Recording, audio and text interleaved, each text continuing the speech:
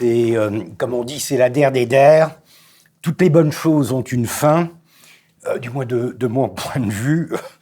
J'en profite bien sûr pour remercier l'École française de Rome, pour remercier Brigitte Marin, Laura Pettina-Rolli, remercier Nolwenn de Lille, remercier aussi toute l'équipe de l'École française de Rome. Je pense notamment à Valentina Cuozzo et à Marie Zago pour leur aide pendant ces 2 séjours que j'ai eu le plaisir de passer parmi vous. Ceux d'entre vous qui m'ont fait l'honneur d'assister à ma conférence du 19 avril se souviendront peut-être de ce que j'y avais abordé, le sujet des antiquaires, des visiteurs, des touristes occidentaux à Constantinople au XIXe siècle, dans le but d'analyser de manière critique le rapport de ces visites avec le développement de la muséographie ottomane. Pour ce faire, j'avais combiné des sources qualitatives et descriptives, consistant en des commentaires de bureaucrates et de décideurs ottomans, y compris le sultan, avec des données quantitatives et sérielles, notamment plusieurs centaines de pétitions concernant l'autorisation accordée à des visiteurs étrangers d'accéder aux sites et aux monuments qu'ils désiraient découvrir. Vous vous souviendrez peut-être que j'en avais conclu que le regard de ces visiteurs se portait avant tout sur les 2 types de monuments qui répondaient le plus à leur attente, à savoir les mosquées, plus particulièrement Sainte-Sophie, et le palais impérial. Cette distorsion orientaliste était tellement prenante que le musée d'Antiquité établi en 1846, déjà grevé par le manque de connaissances et d'intérêt des décideurs ottomans, ne parvint guère à attirer les visiteurs étrangers qui lui préféraient de beaucoup l'arsenal de Saint-Irène et son attirail médiéval, et surtout le soi-disant musée des costumes anciens, de toute évidence créé pour répondre à cette demande. Et où il pouvait se plonger dans une sorte de musée de cire censé recréer les fastes et les couleurs d'un Orient que la modernisation et l'occidentalisation de l'Empire étaient en train d'effacer. Aujourd'hui, tout en restant dans le même registre de la patrimonialisation et du tourisme, nous allons inverser nos regards pour nous pencher sur un phénomène diamétralement opposé, celui de la découverte par des orientaux, entre guillemets, d'un des sites les plus iconiques de la civilisation arabo-musulmane au XIXe siècle, le célèbre palais de l'Alhambra à Grenade. Le parallèle entre les deux est évidemment fort tentant. D'un côté, des Occidentaux recherchant dans l'Empire ottoman les traces de riches civilisations qu'ils considéraient comme leur héritage et leur patrimoine.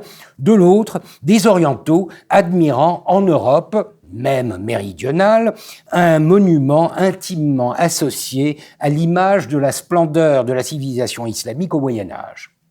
Cet effet de miroir est renforcé par une ressemblance méthodologique. J'avais compté mes voyageurs occidentaux à Constantinople. J'en ferai pratiquement de même dans le cas de mes visiteurs orientaux en Andalousie. À cela près que la documentation que j'utiliserai cette fois-ci est, à mon humble avis, encore plus fascinante que les pétitions administratives déposées à la Sublime Porte par les légations étrangères établies à Constantinople. En effet, il s'agit du recensement le plus direct et le plus sériel qu'on puisse imaginer des visiteurs du monument. Je veux parler du registre des visiteurs de l'Alhambra, un document exceptionnel qui est mis à la disposition des voyageurs depuis sa création en 1829 par le prince Dolgorouki, alors secrétaire de l'ambassade de Russie à Madrid, qui, irrité de voir que les touristes défiguraient le monument en gravant sur ses murs, je cite, leurs noms et leurs pensées, eut l'idée d'offrir à l'Alhambra un registre à cet effet. Il inaugura ainsi une tradition qui s'est maintenue jusqu'à ce jour. Registre après registre, on peut ainsi relever des inscriptions parfois très courtes, consistant en une simple signature et une date, comme c'est le cas à gauche ici, avec Owen Jones et Jules Goury, célèbre pour les plans et relevés de l'Alhambra qu'ils réalisèrent lors d'un séjour en 1834 et que Jones publia seul 10 ans plus tard, Goury étant mort du choléra à Grenade. Elles sont parfois beaucoup plus longues et révèlent les pensées et commentaires d'un visiteur, un poème, une citation.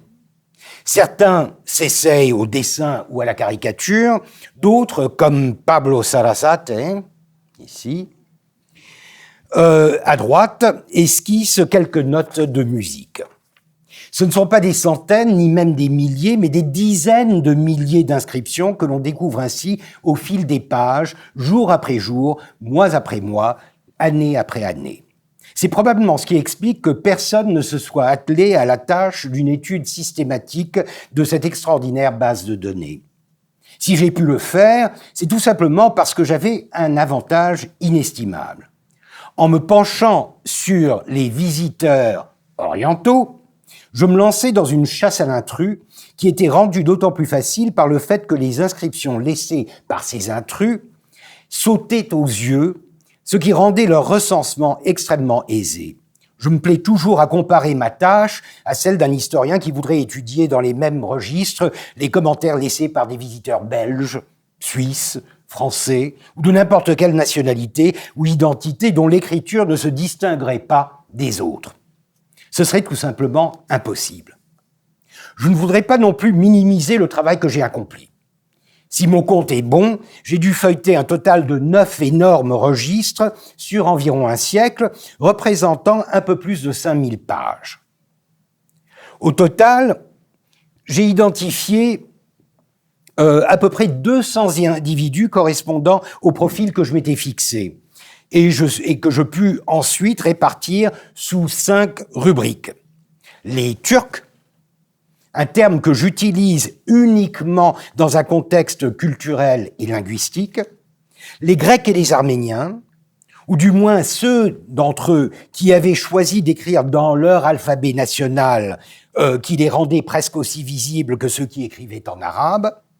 Enfin, 3 catégories d'Arabes, les chrétiens, généralement des maronites du Liban, les musulmans du Mashrek, donc de l'Est, dominés par les Égyptiens, mais aussi des Syriens, des Libanais, et les Maghrébins, pour la plupart originaires du Maroc. Évidemment, beaucoup ont échappé à ma collecte, à commencer par le petit nombre de ceux qui, bien que turcs, arabes ou maghrébins, avaient utilisé l'alphabet latin.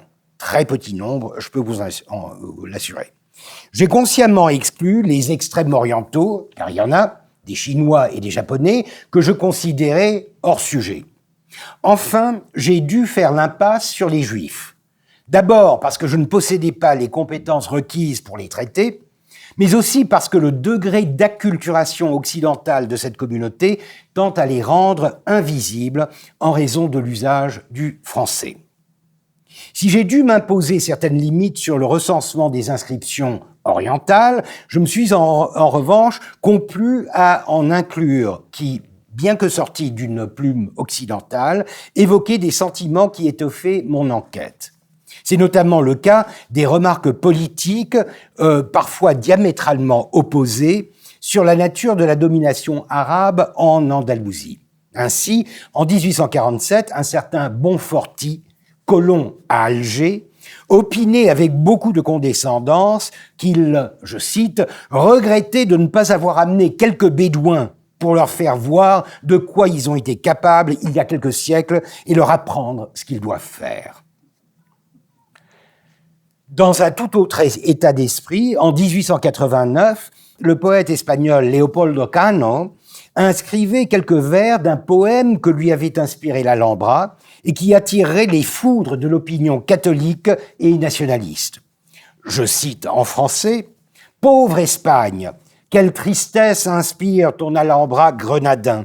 Par fanatisme et torpeur, la croix toujours dans les ruines et toujours en ruine ta grandeur. » Les commentaires espagnols sont souvent fascinants, notamment lorsqu'ils évoquent une forme d'admiration et de nostalgie pour le passé arabe du pays. Mon nom de famille est Aliaga. Il n'y a pas de doute, je suis arabe. Je suis donc chez moi, écrivait un certain Pedro Aliaga Romarosa en 1879.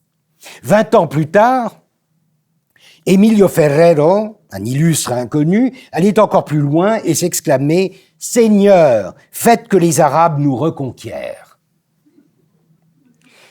Enfin, je n'ai pu m'empêcher, c'était à la fois tentant et facile, de relever bon nombre de faux Arabes, des Espagnols ou autres qui, devant la splendeur de l'Alhambra, s'essayaient avec plus ou moins de bonheur à écrire leur nom, voire une petite phrase en arabe.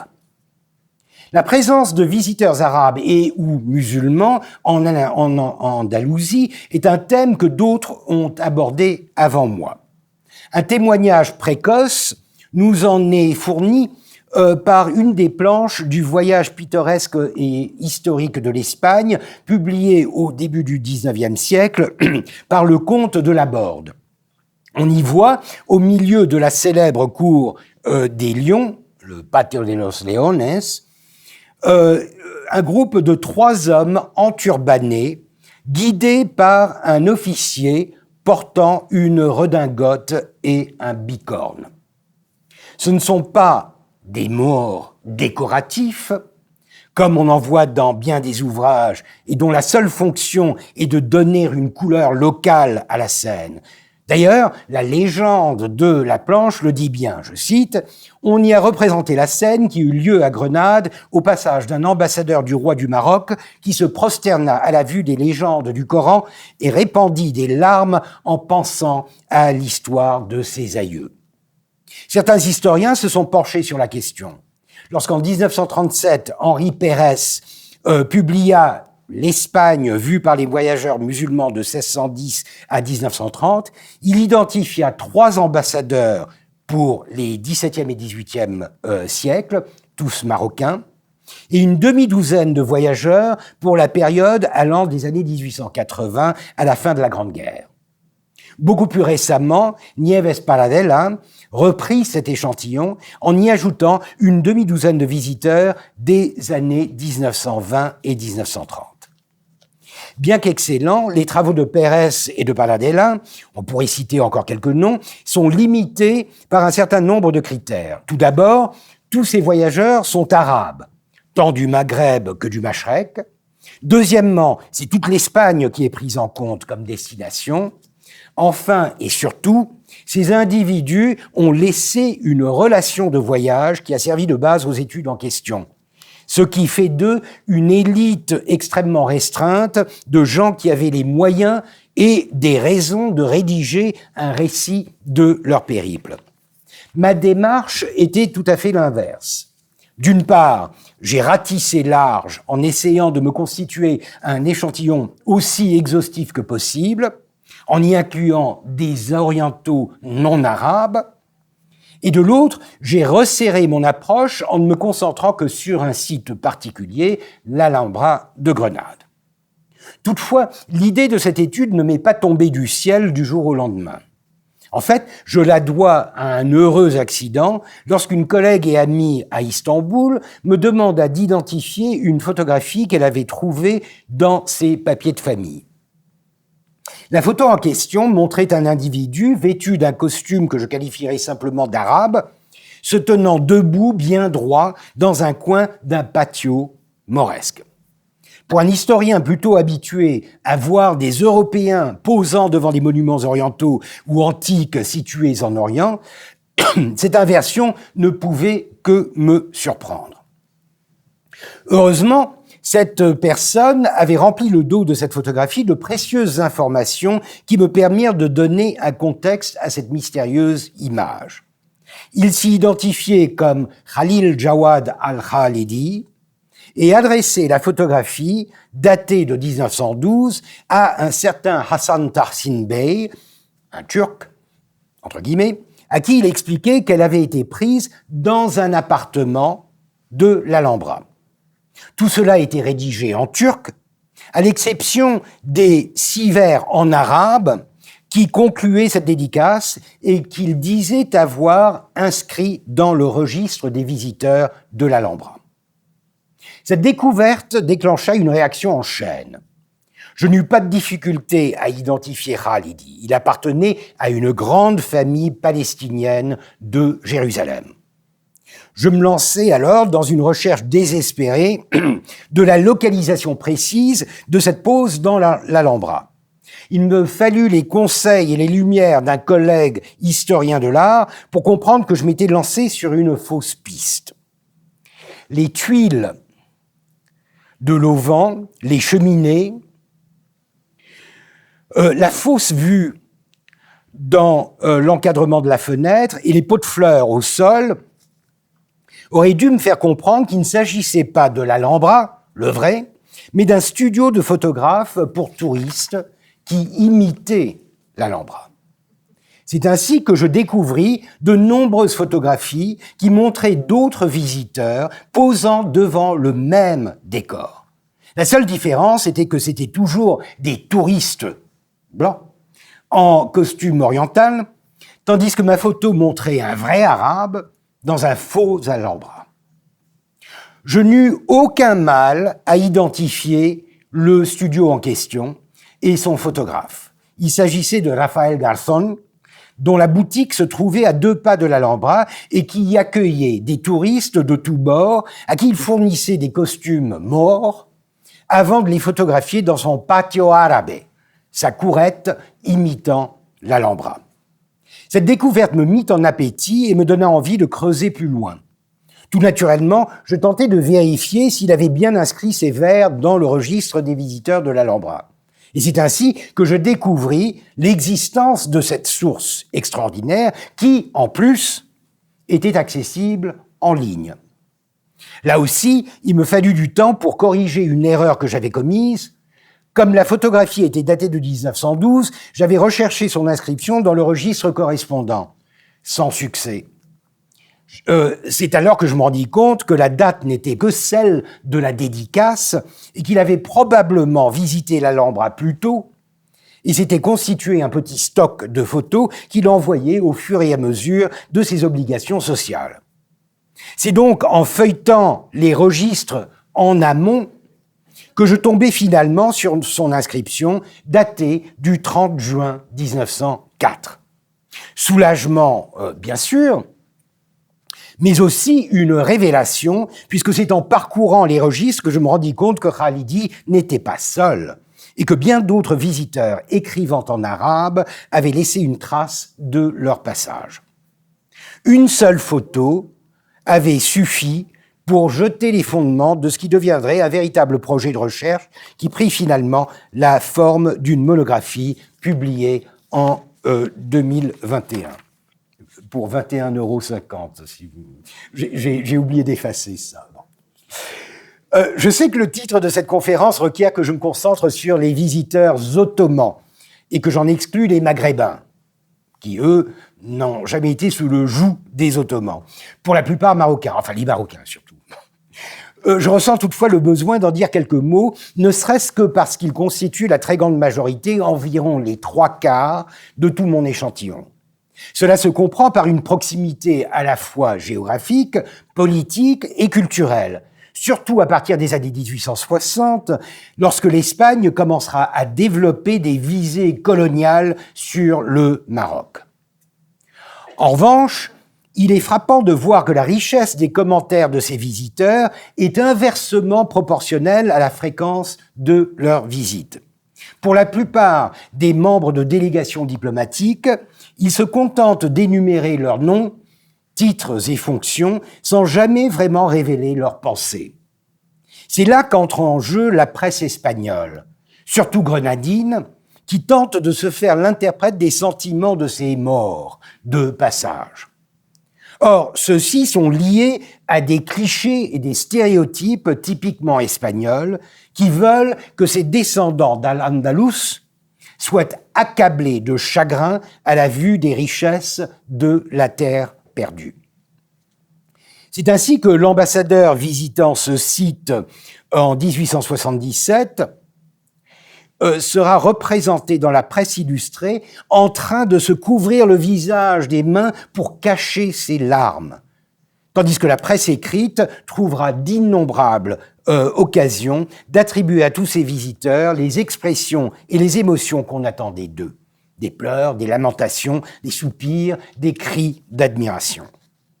La presse espagnole, grenadine, inventait-elle tout cela de toutes pièces ou était-ce des sentiments par procuration? C'est difficile à dire, car on ne peut non plus imaginer que ces Marocains restaient froids devant le spectacle du palais. En tout cas, ces articles sont une source d'informations extraordinaire par le détail qu'ils fournissent sur la manière dont ces visites se déroulaient, sans oublier cette magnifique photographie qui nous est parvenue de la visite d'une délégation marocaine en 1885, posant devant l'un des deux petits temples, les templetes de la cour des Lions. Pour revenir au sujet central de cette conférence, les visiteurs ottomans de l'Alhambra, je commencerai par parler de ceux que j'appelle, avec une licence que je tente généralement d'éviter, des Turcs. En effet, en tant qu'historien de l'Empire ottoman enseignant en Turquie, je passe le plus clair de mon temps à expliquer que l'Empire ottoman ne peut être réduit à une identité turque et qu'appeler les Ottomans des Turcs est une erreur grossière qui fait l'impasse sur la complexité de l'Empire et sur la diversité ethnique, religieuse et culturelle qui le caractérise. Non sans ironie, je constate généralement que deux idéologies que l'on imagine diamétralement opposées participent de cette erreur. Le nationalisme turc et l'orientalisme occidental, qui, tous deux, se plaisent à créer l'amalgame le plus parfait entre ces deux termes. Pourtant, dans ce cas particulier, je me sens obligé à utiliser ce terme de turc, non dans un contexte ethnique, racial, mais simplement par référence à la langue pratiquée et la langue dans laquelle s'expriment les connaissances acquises. Mais turcs sont donc des sujets ottomans provenant généralement des régions centrales de l'Empire, la capitale, Istanbul, la Roumélie orientale, les Balkans de l'Orient, et l'Anatolie occidentale, et dont la culture est principalement de langue turque. Dans le contexte d'un monument associé à la civilisation arabe, cette distinction s'avérera fort importante. C'est en 1844, à peine 15 ans après l'inauguration du registre des visiteurs, que fait son apparition le premier Turc. En l'occurrence, l'ambassadeur extraordinaire Fuad Efendi. Je n'ai pas d'image contemporaine de l'époque où il était encore Efendi. Là, il est déjà Pacha. Fuad Efendi, envoyé par le sultan pour féliciter la reine Isabelle à l'occasion de la déclaration de sa majorité. Je dis bien le premier, car nous savons que son prédécesseur en 1787, Vasif Efendi, ne visita ni l'Alhambra, ni même l'Andalousie.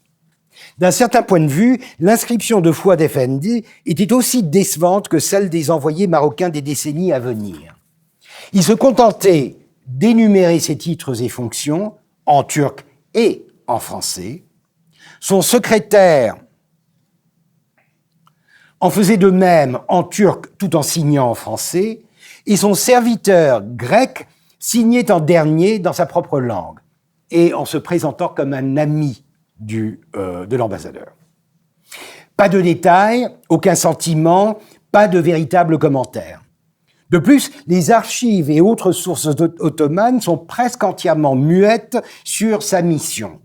Pas de rapport d'ambassade et à peine des bribes de correspondance entre l'ambassadeur et son gouvernement. Aucune mention de son voyage dans la presse, pas même un entrefilé. Bref, je suis le premier à avoir révélé la visite de l'Alhambra et de l'Andalousie par Fuad Efendi. Comme pour les envoyés marocains, même plus encore, c'est dans la presse espagnole et grenadine que cette information abonde depuis son arrivée à Barcelone jusqu'à son départ quelques mois plus tard. La raison en est simple. Le public est fasciné à l'idée de découvrir un Turc, un turco, Moro turco, en mission officielle. La surprise, pour ne pas dire la déception, est grande. Je cite, « Il est vêtu d'un costume européen, parle le français plus couramment que le turc et comprend l'italien et l'espagnol. Son attitude est fort distinguée et il semble avoir fréquenté les salons de notre société toute sa vie. Le public attendait un moro, terme générique encore utilisé en Espagne pour décrire un vaste éventail ethnique, religieux et culturel, et se trouve face à un ottoman occidentalisé dont le seul signe distinctif est le fez. Lorsqu'il arriva à Grenade, la presse se plut à décrire la déception de la foule, et je cite, « qui s'attendait à trouver un prince coiffé d'un grand turban et revêtu d'un splendide costume oriental, mais dont les illusions s'évanouirent à la vue d'un jeune homme vêtu à l'européenne, sans que rien d'autre ne le distinguât d'un costume ordinaire qu'un bonnet grec muni d'un épais gland de soie. » C'est le fez. Son programme était aussi annoncé, et je cite, « Aujourd'hui, il a visité la cathédrale et admiré avec grand intérêt les vierges de Cano, le peintre, et la splendeur du temple. Il accorda aussi toute son attention aux sculptures du sépulcre des souverains catholiques, révélant ainsi sa bonne connaissance de notre histoire. Ce soir, il sera au théâtre dans la loge du maire et il a été décidé que des danses andalouses seraient exécutées pendant les intermèdes de la comédie. Demain, il ira au palais arabe. » Fin de citation, l'image d'un haut fonctionnaire ottoman, d'un Turc, débarquant à Grenade en costume, admirant les tableaux et les reliques de la cathédrale, assistant à une comédie et à un spectacle de flamenco au théâtre, avait de quoi étonner.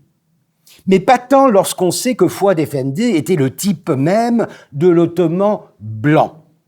Pour reprendre librement une expression utilisée aujourd'hui pour les Turcs occidentalisés qui revendiquent une identité distincte et bien sûr supérieure à celle de leurs concitoyens plus foncés.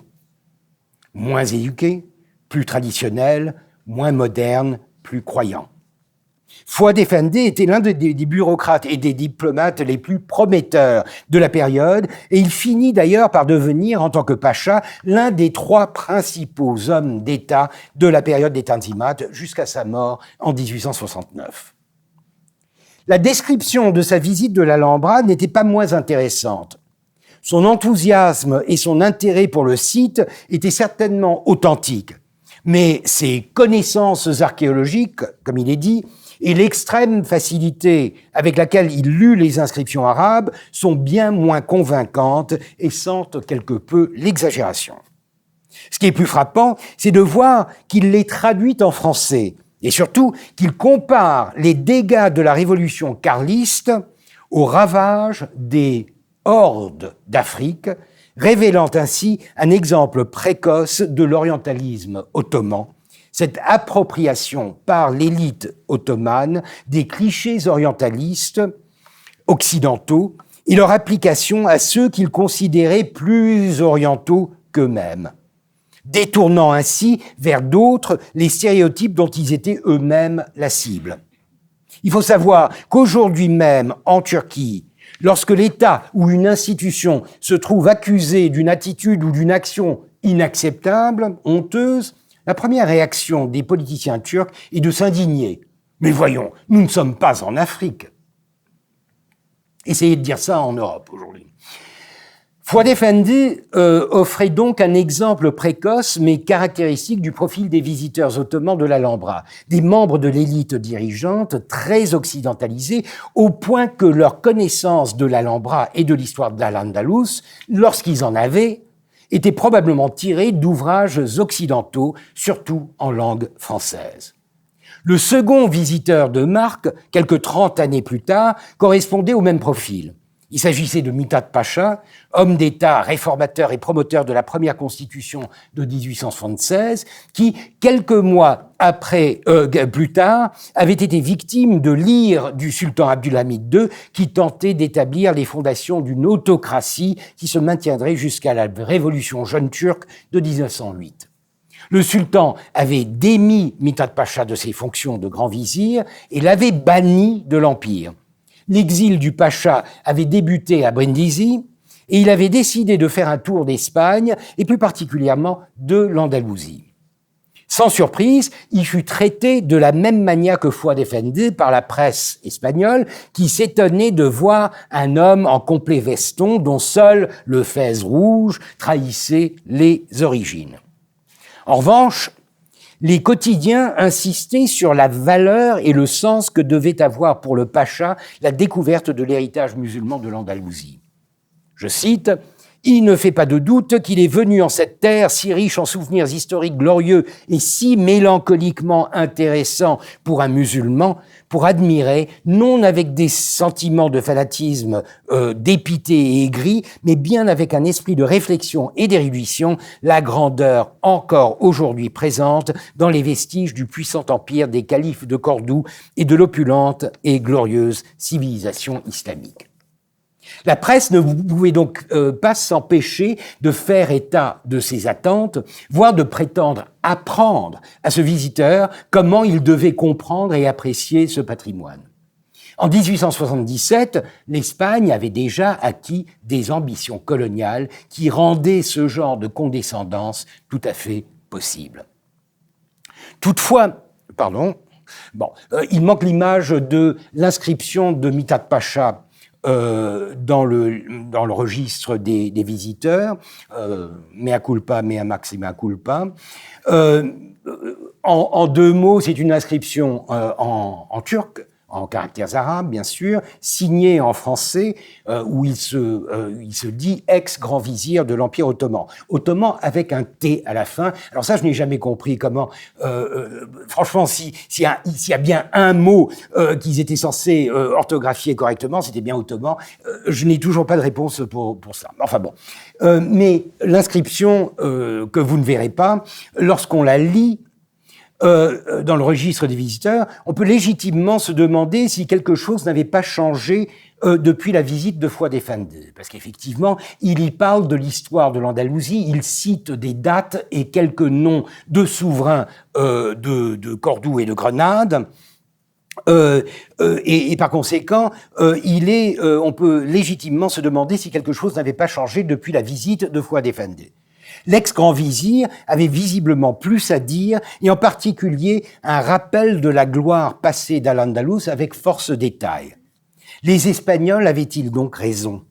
Ce visiteur faisait-il preuve d'une prise de conscience accrue du sens symbolique et historique de l'Alhambra dans le grand récit de la civilisation islamique? Oui et non. Oui, parce que tout au long des années 1860, un certain intérêt était né pour la civilisation andalouse. Le bureaucrate et intellectuel Zia Pacha avait publié une histoire d'Al-Andalus à gauche, en fait une traduction de l'histoire des Arabes et des Maures d'Espagne de Louis Viardot, un ouvrage qui avait assez mal vieilli depuis sa première édition en 1833. Par ailleurs, il est frappant de voir à quel point le style mauresque s'était emparé du palais ottoman et de la cour ottomane, dont la plupart des réalisations architecturales pendant 7 décennies, celles des années 1860, s'inscrivaient pleinement dans ce style. On serait tenté, et certains historiens de l'art l'ont été, de penser que soudain les Ottomans avaient découvert et s'étaient approprié ce passé avec une passion que seule une véritable prise de conscience historique pouvait expliquer. Pourtant, une étude plus attentive du phénomène révèle à quel point celui-ci restait superficiel. Plus qu'une traduction, l'histoire d'Al-Andalus de Zia Pacha était une adaptation très libre de l'ouvrage de Viardot, dont les lacunes et les imprécisions trahissaient une connaissance très approximative des faits historiques qui étaient relatés.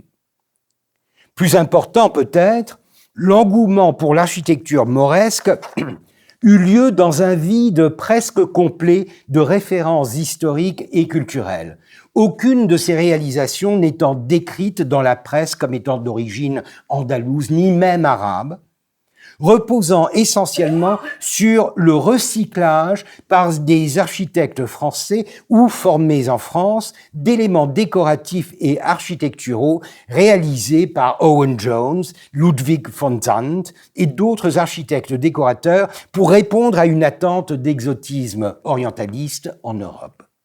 Non sans ironie, il en résulta que ce qui, en Europe, était consacré à un usage léger, résidences secondaires, foires, salles de spectacle, pavillons des expositions universelles, fut appliqué à Istanbul à tout ce qu'il y avait de plus sérieux et de plus officiel. Palais, bâtiments publics, mosquées et mausolées, dans le seul but de se donner un cachet national selon un répertoire désormais universellement reconnu comme oriental. Ah ben voilà. Oui, ce n'était pas une erreur. Pas de maxima culpa. J'avais inversé l'ordre, c'est tout.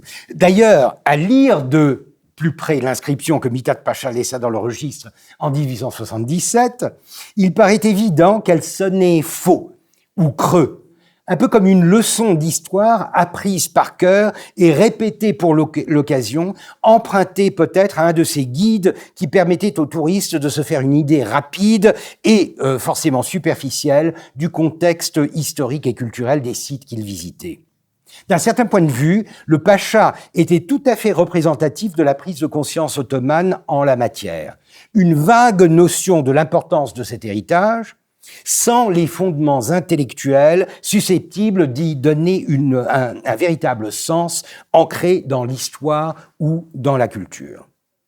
Un tournant décisif eut lieu dans les années 1890 avec l'entrée en scène de sujets ottomans de langue et de culture arabe.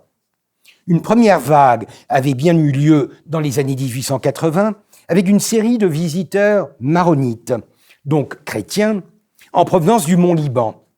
Toutefois, en grattant la surface de ce phénomène, on se rend bien vite compte qu'il ne s'agissait pas vraiment d'un intérêt réel pour ce patrimoine, mais plutôt des retombées d'un réseau catholique bien plus ancien qui unissait ces deux extrémités de la Méditerranée.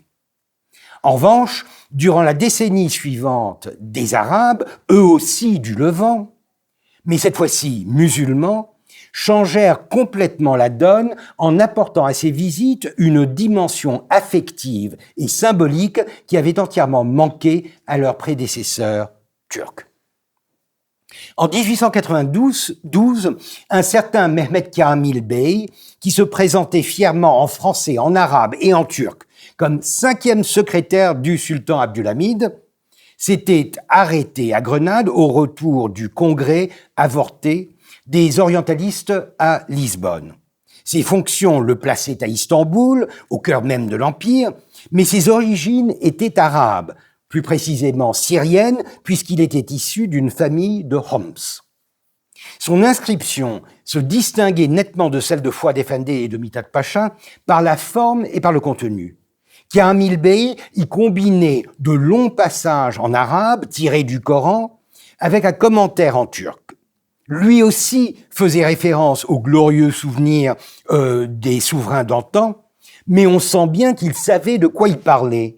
Et surtout qu'il se lamentait sur leur sort avec une émotion et une familiarité qui auraient satisfait les Espagnols, si friands de sensations fortes et de soupirs arabes.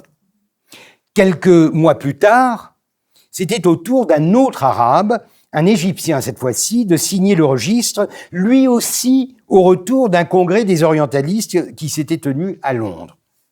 Ahmad Zaki, c'est son nom, était un bureaucrate, chef de bureau au Conseil des ministres, mais surtout un intellectuel, à qui l'on devait des travaux de langue, de littérature et de philologie arabe qui lui avaient valu le sobriquet de doyen de l'arabisme. Son commentaire dans le registre des visiteurs était à l'image de sa réputation, un texte riche qui combinait piété et philosophie dans un élan d'enthousiasme à la vue du monument. Ce qui donnait encore plus de force à Zaki, c'est que dès son retour, il publia un récit de son périple européen, sobrement intitulé « Voyage à la conférence », dont la dernière partie était consacrée à son voyage en Espagne. Cela lui permit de reproduire, mot pour mot, l'inscription qu'il avait laissée dans le registre des voyageurs, tout en racontant la manière dont il avait visité l'Alhambra. Rien de plus naturel, évidemment, mais dans le contexte qui nous intéresse, ce détail est d'une importance cruciale puisqu'il permet de relier l'inscription de Zaki à celle que laisserait presque 12 années plus tard, en 1904, Khalil Jawad al-Khalidi, le lettré palestinien dont la photographie avait déclenché cette étude.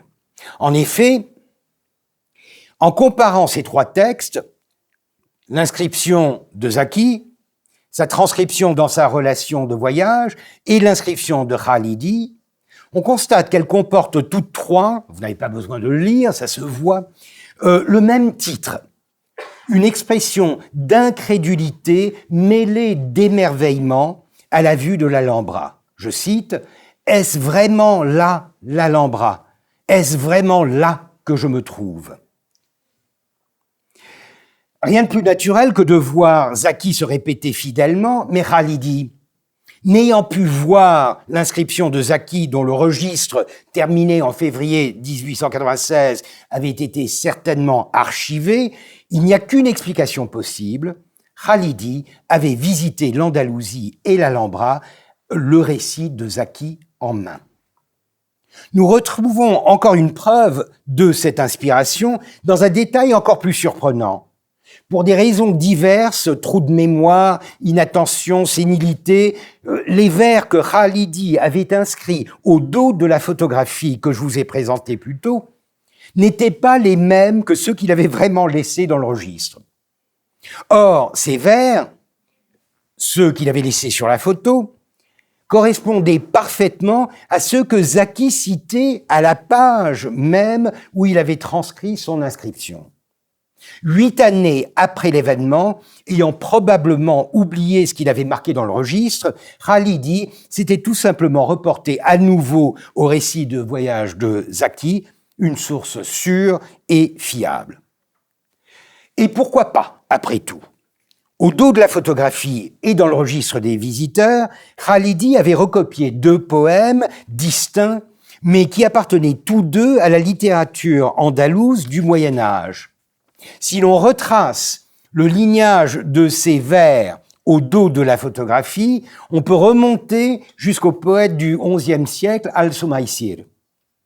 Quant au poème qu'il avait inscrit dans le registre, il était du calife de Cordoue, Abd al-Rahman Nasir, troisième du nom, et avait voyagé à travers les siècles en s'adaptant à des contextes différents, y compris la célèbre description de Paris par l'Égyptien Rifat al-Tartawi, publié en 1846. Comme Zaki avant lui, et comme bien d'autres Arabes après lui, Khalidi avait accès à un riche répertoire littéraire qui remontait jusqu'à la période dite classique de la civilisation arabe, en passant par celle d'Al-Andalus, et qui se transmettait à la fois par des sources écrites, manuscrites puis imprimées, mais aussi par une tradition orale qui explique les fréquentes variations que l'on retrouve dans la manière dont ils étaient rendus. C'était là toute la différence entre les Turcs et les Arabes. Ces derniers, les Arabes, disposaient d'une culture et d'une langue qui leur rendaient accessible l'essence même du patrimoine qu'ils découvraient avec admiration. Les Turcs, à qui ces compétences linguistiques et ces références littéraires manquaient, restaient soit ignorants, soit tributaires de sources alternatives, généralement occidentales, pour accéder à une compréhension de la valeur et du sens de ce patrimoine arabo-islamique. C'est ce qui explique que la production en langue arabe sur le sujet dépassa de beaucoup en qualité et en profondeur les quelques publications ottomanes qui virent le jour des années 1860 aux années 1880.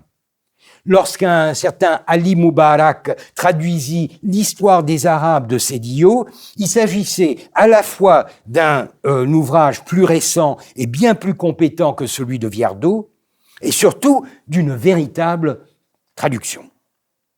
Plusieurs auteurs arabes publièrent des récits de voyage en Espagne, une denrée rare, plus que rare chez les Turcs.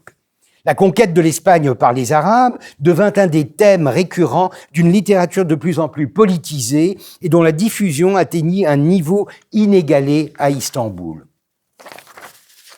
Le roman historique de Djurji Zaidan, chrétien arabe, qui relatait cet épisode glorieux du passé arabe, en était probablement un des meilleurs exemples. Le secret de ce succès résidait dans le fait qu'Al-Andalus était devenu un des principaux leitmotifs de nouvelles idéologies qui trouvaient un puissant écho auprès d'un public de plus en plus large. Arabisme, nationalisme arabe, anticolonialisme, bref, la Nahda, ce renouveau arabe revendiqué par un nombre croissant d'intellectuels engagés dans les courants politiques et idéologiques du tournant du XXe siècle. Il n'est guère surprenant de voir que le Caire était devenu le nouveau centre intellectuel de ce rayonnement. La domination coloniale britannique ne faisait qu'exacerber des ressentiments qui trouvaient dans le passé andalou un exemple illustre de la supériorité de la civilisation arabo-musulmane sur une Europe plongée dans les ténèbres d'une barbarie moyenâgeuse. Il n'est guère surprenant que pratiquement tous les auteurs qui s'essayèrent à l'histoire d'Al-Andalus étaient en même temps des figures de proue des courants nationalistes arabes. Mustafa Kamil, Shakib Arslan, Mohammad Farid, Ahmad Shawki. Pendant ce temps, Istanbul avait en grande partie décroché. Malgré de brèves tentatives d'exploiter le filon andalou, comme l'envoi de 2 lettrés pour recenser les manuscrits islamiques des bibliothèques d'Espagne, dont nous retrouvons la trace dans le registre, même la politique panislamiste du sultan Abdulhamid avait fini par se tourner vers des horizons plus proches et plus familiers, où les dangers de révolte et de sécession se faisaient de plus en plus pressants. À l'inverse de l'arabisme, qui voyait dans l'Andalousie un siècle d'or, qui encourageait les écrivains, les intellectuels et les idéologues à penser que cette splendeur pouvait être ressuscitée par l'union et le renouveau, le peu que les Turcs savaient ou connaissaient du passé islamique de l'Espagne devenait au contraire une source d'angoisse à l'idée de voir la chute de Grenade se répéter dans la perte des derniers territoires européens de l'Empire, de plus en plus menacés par les nationalismes balkaniques et l'appétit des grandes puissances, particulièrement de la Russie. Quant aux forces libérales et progressistes de l'Empire, leur ordre du jour était dominé par le désir de mettre fin à l'autocratie et au despotisme d'Abdulhamid pour rétablir l'éphémère constitution de 1876 et mener l'Empire vers un renouveau politique qui en assurerait éventuellement la survie face au péril d'une situation internationale et régionale des plus instables. Dès lors, on comprend que les rêves dorés de la distante Andalousie et de son passé prestigieux n'avaient guère d'attrait pour les nationalistes jeunes turcs, qui tentaient plutôt de se ressourcer dans l'histoire bien plus familière de l'Anatolie, des Seldjoukides et des premiers Ottomans. L'exemple le plus flagrant de cet état d'esprit et de la distance qui séparait désormais les Turcs des Arabes est celui de Tunali Hilmi, qui visita l'Alhambra et signa le registre le 7 septembre 1900. Ce jeune homme de 30 ans, jeune Turc militant exilé en Suisse, avait brièvement cédé aux pressions et aux tentations d'Abdulhamid, qui s'efforçait souvent d'acheter ses opposants et avait accepté un poste de secrétaire de légation à Madrid, avec l'intention d'utiliser son salaire à financer ses activités subversives. L'inscription qu'il laissa dans le registre des visiteurs est longue. C'est sans conteste le plus long des commentaires turcs, mais presque sans le moindre rapport avec le site. Je vous en épargnerai la lecture, il suffira de savoir que les 2/3 du texte consistaient en des élucubrations autour du thème de l'obscurité et de la clarté, avec des envolées naturalistes inspirées de phénomènes atmosphériques. Ce style résolument moderne et moderniste, faisant usage d'un langage aussi direct qu'épuré, est bien familier à quiconque connaît la nouvelle littérature de la dernière décennie du XIXe siècle ottoman. Il s'agissait de couper les ponts avec les formes traditionnelles en s'inspirant des mouvements parnassiens et symbolistes en Europe, surtout en France. En fait, bien plus qu'un exercice littéraire, il s'agissait de mettre les mots au service de la cause politique jeune turque et du combat mené contre Abdülhamid. Le symbolisme littéraire s'y prêtait parfaitement. Les dérivés de la racine arabe ZLM offraient déjà la possibilité de jouer sur l'ambiguïté entre obscurité, zulmet, et tyrannie, zulüm. Il suffisait d'y joindre la métaphore de la lumière pour obtenir une description de l'opposition entre le bien et le mal, l'oppression et la liberté. Dès lors, l'Alhambra, perdant sa propre identité, se transformait en toile de fond d'un paysage apocalyptique où s'affrontaient les ténèbres du pouvoir hamidien et la clarté jeune turque. Si la fin du texte abandonne tout ce symbolisme pour parler plus concrètement de l'Alhambra et de son histoire, le point focal reste très politique. Une vague référence à la rivalité qu'est l'euphémisme qui opposa les Omeyyades aux Abbassides fournit à Hilmi l'occasion d'en tirer une leçon contemporaine. Tandis que la Syrie et l'Irak sont encore aux mains de l'islam, l'Andalousie est devenue chrétienne et espagnole. Or, cette leçon s'adresse aux habitants de Yıldız, c'est-à-dire le petit monde de l'autocratie hamidienne dont le palais de Yıldız à Istanbul constitue le quartier général.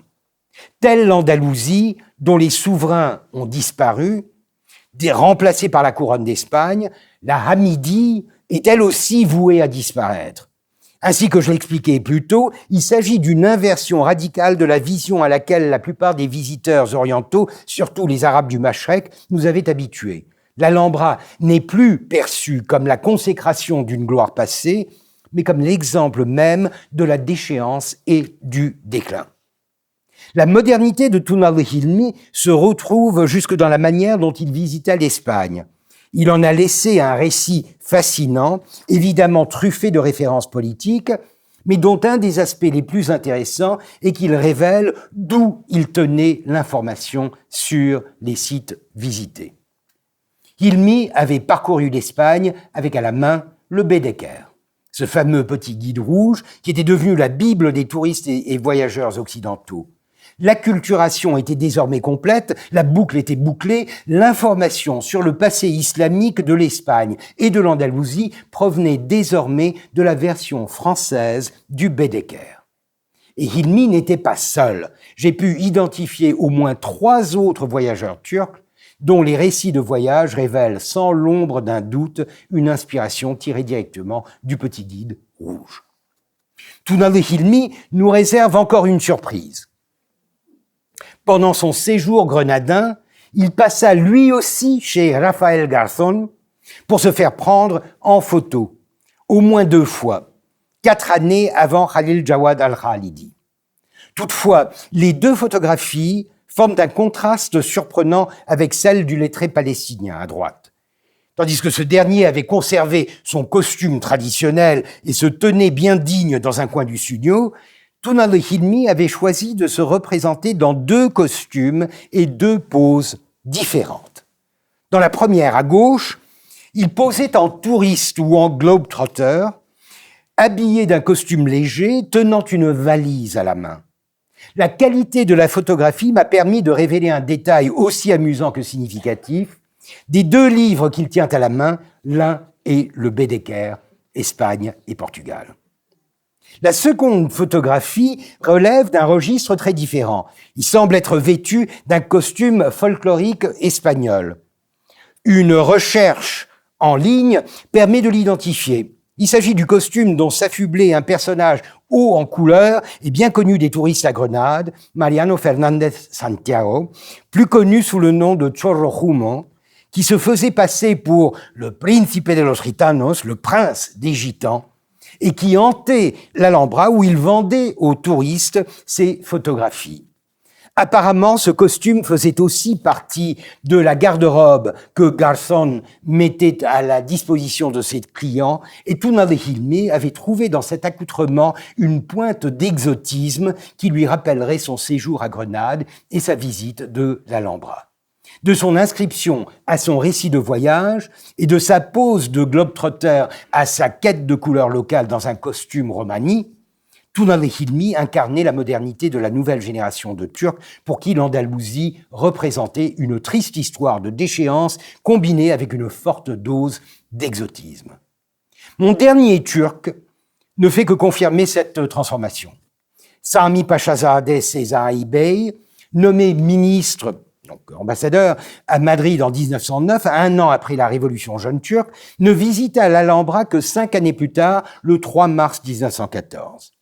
Une photographie que nous avons de lui le montre debout, devant la galerie de la Cour des Lions, vêtu d'un manteau, portant cravate et col amidonné, et surtout coiffé d'un feutre au lieu du fez traditionnel.